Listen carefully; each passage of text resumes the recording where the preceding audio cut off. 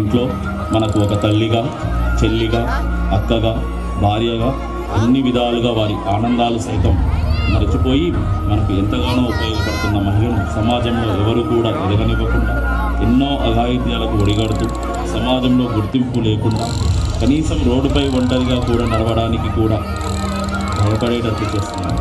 అలాంటివి జరిగినప్పుడు ఒక ఆడపిల్ల ఏ విధంగా స్పందించాలో తెలిపే ఒక చిన్న సందేశం. మగవాళ్ళు గొప్పనా? ఇదే చెప్పరా? ఇదే మగాడే గొప్పరా?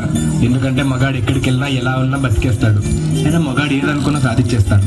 మగవాళ్ళు గొప్పవాళ్ళే, కానీ వాళ్ళని గొప్పవాళ్ళుగా తీర్చిదిద్దింది మాత్రం ఒక ఆడది.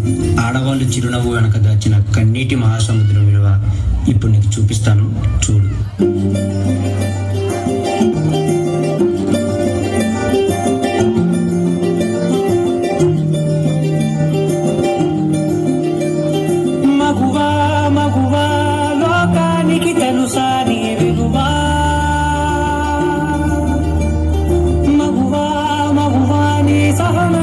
సరిహద్దులు కలవా, అటు ఇటు అన్నింటా నువ్వే జగమంతా, పరుగులు తీస్తావు ఇంట బయట, అనుపని రవ్వంతా అననే అనవంట, వెలుగులు పూస్తావు వెళ్ళేదారంతా.